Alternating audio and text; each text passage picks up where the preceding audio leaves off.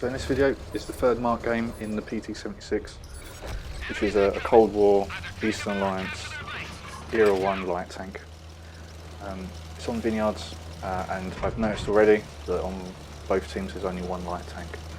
So feeling as though I do need to go field on this one. Sometimes I can go down the K line to do an initial spot, but since there's only one light tank on each team, I felt that I need to go to the field. So the enemy light tank's been spotted already, so already I'm thinking that it doesn't have the same build as me, it doesn't have the sort of the stealth build that I've got. So I'm feeling quite confident now to just really push up to this trail, this ridge here, use these bushes, use these trees, just to spot everyone across, sort of in the D3 area. The enemy light tank has now completely YOLO'd our mediums around base. It's not going to survive very long doing that. Already up to sort of 1400 assisted. The light tanks really are, it's now coming back round. Not too sure what it's doing. Unfortunately in Cold War you see a lot of light tanks doing this. But just staying on this ridge, keeping the enemy lit up. I have noticed that already I'm spotting different tanks up by just subtly moving across this ridge. The enemy light tank's gone down now, so I'm the only light tank in the game, so I'm feeling already this is going to be a good game. Wasn't too sure if that was a shot at me or someone missed behind, but I'm going forward now. That tank has definitely spotted me, and that was a shot definitely aimed towards me. But just using these rocks, just try and break the line of sight. I'm just trying to light as many tanks up as I can now. As I said, with that, the enemy light gone, and I'm the only light, I feel very confident that any tank that does this goes into the middle that I'll be able to outmaneuver and get away from. I don't think anyone's going to spot me. I don't think anyone will get close enough to proxy spot me. So I'm just going to sit in this bush. I know that tank over there, it did see me, but I'm using these bushes here just to sort of keep a bit of cover.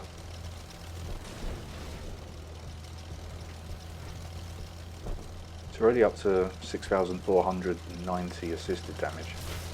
Already I'm thinking this is a really big game. That medium that did spot me up from A5 has now, I feel like it was chasing me. So I just pop the smoke and drive through it. I find that's really effective. I think some people try and fire it at the pursuing tank, but all that does, it allows the pursuing tank to get through the smoke faster. I always fire in front of me and drive through it. So at this point, I do want to spot them again. Just seeing what I can spot up at the moment. I'm full health. I haven't fired the gun, and I'm at 7,464 assisted damage. So for the third mark standing, that's already really good. I was about 94%. So I was thinking already I may have already got the third mark.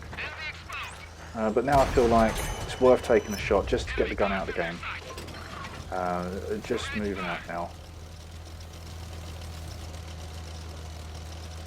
And yeah, so I think the PT-76, when you can get into this position where you're the only light tank left, you'll be really powerful, but it is by far the weakest light tank in Cold War, in Era 1 at least. As you can see, this has got the traction system, so it's got the 10% increase in top speed, it's got the increase in hull rotation, and it's still not very good mobility wise. Bounce off the rear of the tank as well, the penetration is not good. The only thing it has better, I would say, than the M24, it's got 5mm more standard penetration. And the HE shells, as you can see, I run 10 on the PT-76. They are quite good to fire against other light tanks. They are quite nice to have. But yeah, the problem with this tank is that because it's so slow, if you're dogfighting another light, If you're circling each other like this, they can just lock on to you, and if they're close enough, they'll just hit you because you're so long and slow. So that's one thing to bear in mind. Unfortunately, if you do grind up through the PT-76, a lot of the time we'll be keeping an eye on the enemy lights, because you really don't want to go in one-on-one with them, let alone if there's a platoon of two of them going around together. You won't survive very long. So unfortunately, that's just by playing the weakest light tank. You just got to avoid the other light tanks. Play it like this, play it quite passively, and you should be able to have good games in it. The enemy now has just collapsed. With me spotting them out, allies pushed nicely. It's down to the last tank. So at this point, I'm fully intending on throwing my tank away, to be honest. I feel like I just need sort of a couple of shots of damage and I've definitely got the 3 mark. So just coming up here, I think it's probably just hiding somewhere.